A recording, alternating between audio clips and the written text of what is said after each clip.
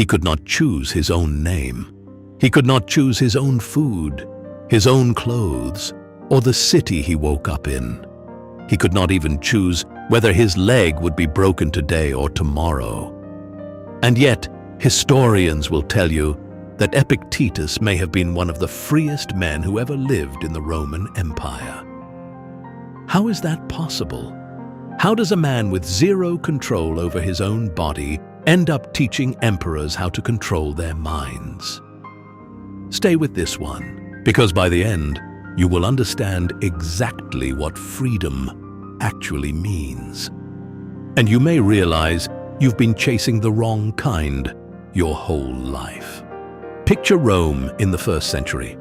Not the marble version you see in movies, the real one. Crowded, loud, smelling of smoke and fish sauce and unwashed bodies. In that Rome, a boy is born in a small city called Hierapolis, in what is now modern Turkey. We don't even know his real name. The name history remembers him by Epictetus, simply means acquired, property, a thing that was bought. He didn't choose that name. Someone else did. Because someone else owned him. He is sold, or perhaps born, into the household of a man named Epictetus, a former slave himself, who had climbed his way up to become secretary to the Emperor Nero, one of the most powerful unelected men in Rome. So picture the hierarchy. At the very top, Nero, the emperor of 60 million people. Below him, Epictetus, his secretary, a man who used to be property and now owns property himself. And at the very bottom of that chain, a small, frail boy with no name of his own. This is where our story begins, not in a palace, in someone else's house, as someone else's possession. If you have ever felt like your life is being decided by other people, your boss, your family, your circumstances, and you had no say in any of it, you already understand more about Epictetus than most history books will tell you. Here is the size of the problem we're about to look at. Rome, at this time, governs an empire of roughly 60 million people, stretching from Britain to Egypt. Inside that empire, scholars estimate that somewhere between 1 in 3 and 1 in 5 people living in Italy were enslaved. This was not a rare tragedy. It was the normal condition of an enormous portion of the ancient world. And within that system, a slave had no legal personhood at all. No right to property, no right to marriage, no right to safety. A master could beat, sell, or kill a slave with almost no consequence under Roman law for most of this period. So when we say Epictetus had no control, we don't mean he had a difficult boss. We mean he existed in a legal and physical condition where his own body was, technically, someone else's tool. Here is the question this video is actually asking. If a man with that little control over his life could end up calm, clear, and respected even by the people who enslaved him. What does that tell you about the things you think are controlling you right now? Because most of us today aren't in chains, but many of us feel like we are, trapped in a job we can't quit, a family situation we can't change, a body or a past we didn't choose. By the end of this video, you will know exactly what Epictetus figured out. The one idea that let a powerless boy outthink the most powerful court in the world. And it has a name modern psychologists still teach today, just with different words. Let's start with the body, because the body is where this story gets physical and a little uncomfortable. Ancient sources tell us Epictetus was lame. He walked with a limp for most of his life, possibly his entire life. There are two competing stories about why. One version, recorded by the 2nd century writer Celsus, and later preserved by Origen in his work Contra Celsum, claims that his own master, Epictetus, broke his leg in a fit of rage. According to the story, Epictetus calmly told him, in advance, "You will break my leg." And when it broke, he simply said, "I told you so." No scream, no plea, just a quiet confirmation, as if he were commenting on the weather. The other version says he had been physically weak since childhood, and the disability had nothing to do with abuse at all. We genuinely don't know which version is true, but notice something. Both versions exist specifically because people who knew him found his calm so unusual that they needed to explain it with a story. Now, here is the part that should stop you for a second. A boy who cannot control whether his own leg gets broken still finds a way to be the calmest person in the room. Not because the injury didn't hurt. It did. He was disabled because of it for the rest of his life. But because somewhere, very early, he drew a hard line in his mind between two categories of things. This is the moment we need an infographic, because this single idea is the entire engine of everything Epictetus would later teach, and everything that made him useful to people 2,000 years more powerful than he ever was. Epictetus divided every single thing in existence into two boxes. Box 1, things that are up to us. Our judgments, our reactions, our choices about how we interpret what happens, our effort, our intentions, our character.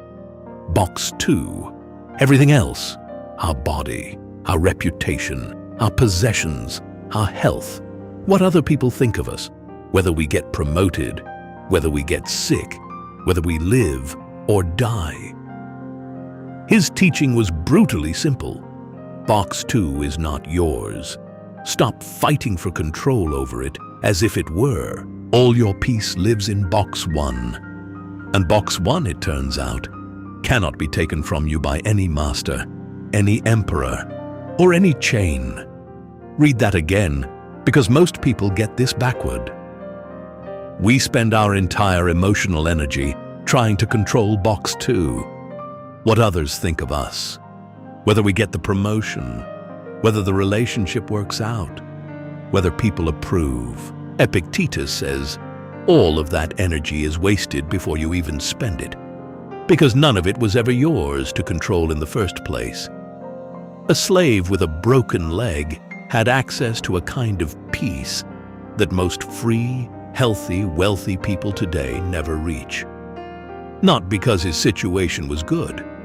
It was horrific by any modern standard. But because he stopped wasting energy on the one box he could never win.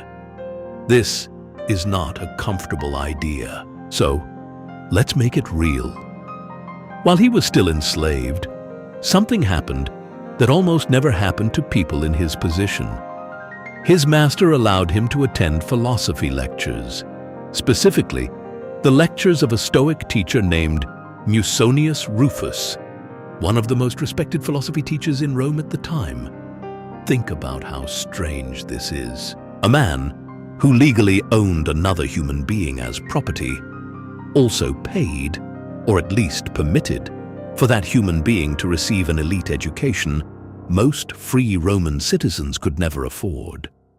Why would a slave owner do this? Historians believe it's because educated slaves were simply more valuable and more useful. A smart, well-spoken slave could manage correspondence, advise on decisions, even represent his master in delicate matters.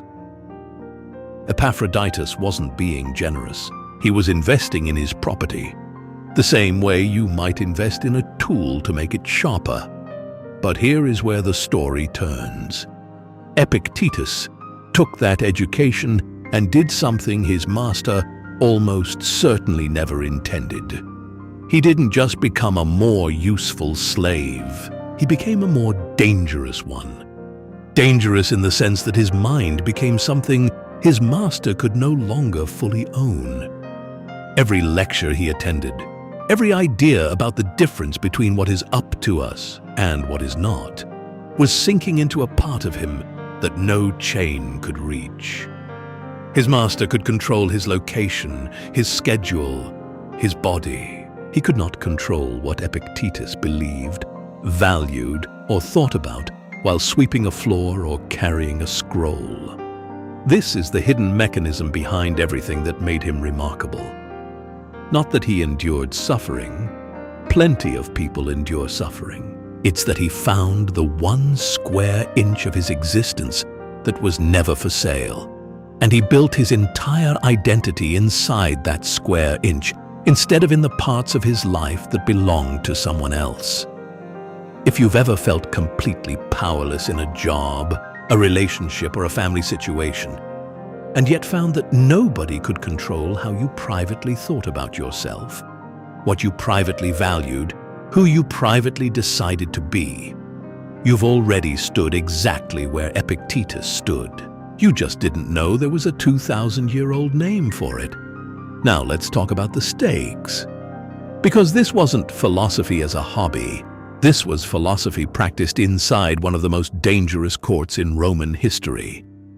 Epictetus's master, Epaphroditus, was deeply entangled with Emperor Nero, a ruler historians describe as increasingly paranoid, violent, and unpredictable in his final years. In the year 68 AD, as Nero's reign collapsed and the Senate turned against him, Nero is said to have been unable to take his own life out of fear and hesitation.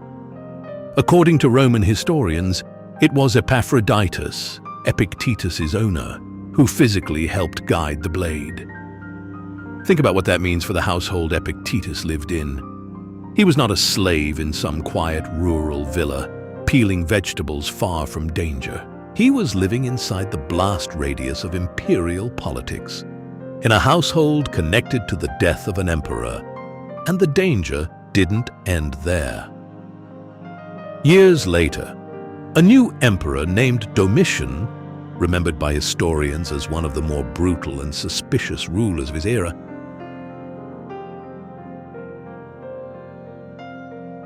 Ipu adot apatam, Bredatradim.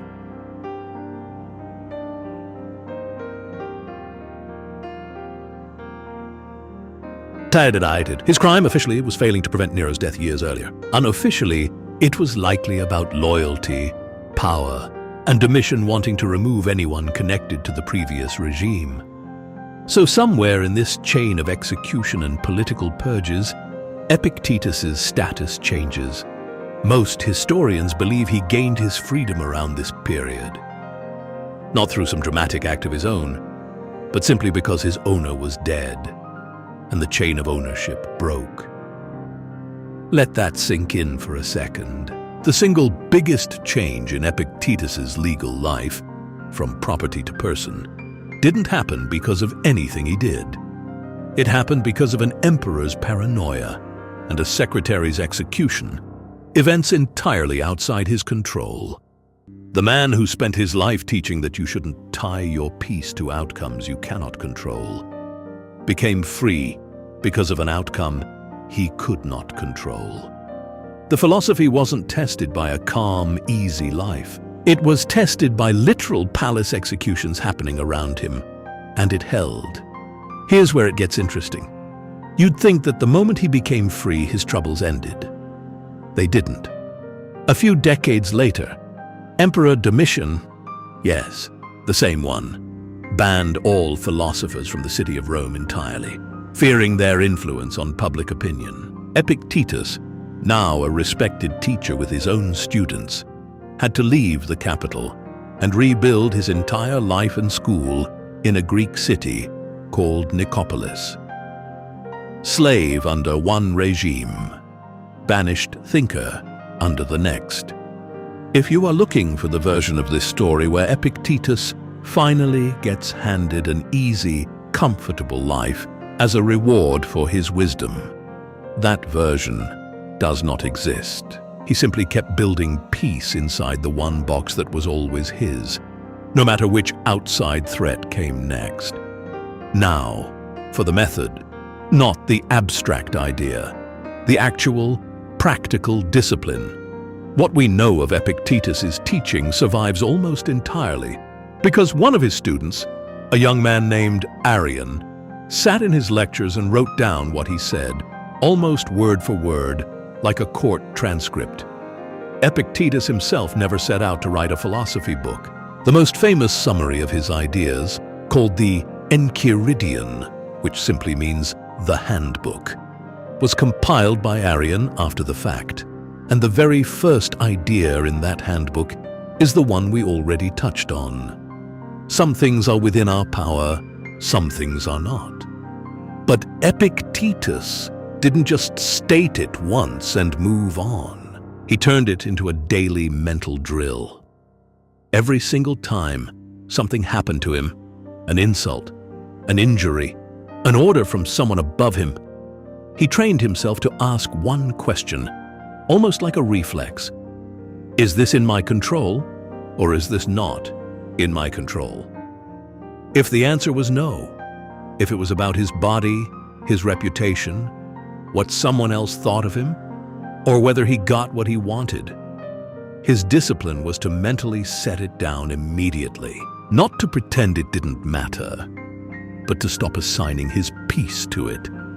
If the answer was yes, if it was about his own judgment, his own choice of response, his own effort, that's where he would spend every ounce of energy he had. This wasn't a one-time realization. It was a practice repeated so many times across a lifetime that it became instinct, the same way an athlete doesn't think about their footwork anymore after enough repetition. He had simply rehearsed the question, is this mine to control? So many thousands of times that, eventually, his mind sorted situations into the right box almost automatically. This is the part where you need to sit with the split screen for a second. On one side, a disabled, enslaved man in 1st century Rome, carrying a message he doesn't fully understand, for a household he didn't choose, in an empire that could have him whipped or killed without a trial. He has no savings, no title, no say in his own schedule. And inside, he is running a calm, deliberate filter. Mine to control, or not mine to control. On the other side, you, right now, scrolling through a work email at 11 p.m. that makes your stomach drop. A message from someone you can't fully control, about an outcome you can't fully control, threatening a job you can't fully walk away from. Same trapped feeling, same instinct to spiral, 900 years apart. Same exact battle being fought inside 2 different skulls. He had less freedom of movement than almost anyone alive today in a developed country. And he very likely had more peace of mind than most people checking their phone right now. This is the absolution this whole channel keeps coming back to. You are not weak for feeling trapped by your job, your family, your finances. You are simply a human mind encountering the oldest problem there is, the gap between what happens to you and what you can do about it. Epictetus didn't solve that gap by escaping his circumstances. He solved it by relocating where he kept his sense of self. And here is the idea most people get completely wrong when they hear about Epictetus for the first time. Most people assume his teaching means don't care about anything. Be detached. Be a stone. That's the popular, watered-down version of Stoicism you'll find in 1,000 quote graphics online. That is not what he taught. And this is the insight that should genuinely surprise you. Epictetus was not telling people to stop caring about outcomes.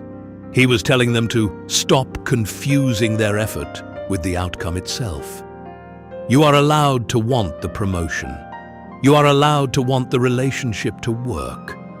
You are allowed to want your leg to not be broken. Wanting things is not the problem.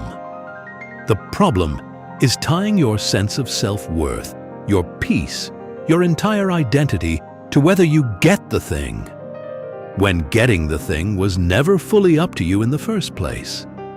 A slave who is whipped for something he didn't do can still control his own integrity, his own honesty, his own effort, his own judgment about what kind of person he chooses to be in that moment.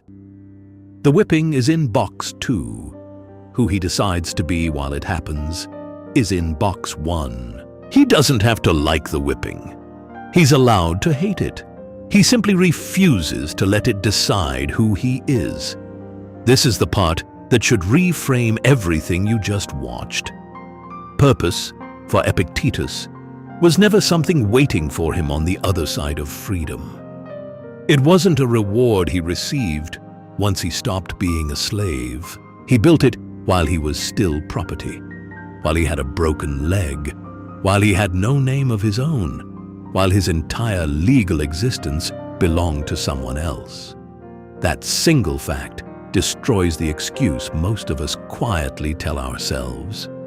I'll find my purpose once things calm down, once I get out of this job, once this relationship ends, once I have more money, more freedom, more time. Epictetus had less freedom than you will ever have in your life, and he built a sense of purpose before any of his circumstances changed. Not after, during. So, back to the question that opened this video. How did a man with zero legal control over his own body end up freer, in the way that actually matters, than the people who owned him? He stopped trying to control the box that was never his, and he poured every bit of himself into the one box that always was. His judgment, his choices, his character. The chain controlled his location. It never once controlled the only thing that ever truly belonged to him. He didn't wait for permission to matter. He simply decided, while still property, what kind of mind he was going to have. And 2,000 years later, we're still talking about that decision, while almost nobody remembers the name of the man who legally owned him. But Epictetus solved the problem of having no control at all. There's a much harder version of this same problem that comes from the opposite direction. Having all the control in the world and still feeling like a prisoner inside your own head. That was the next man in this story. He didn't inherit a broken leg. He inherited an empire of 60 million people. And almost nobody around him could be trusted.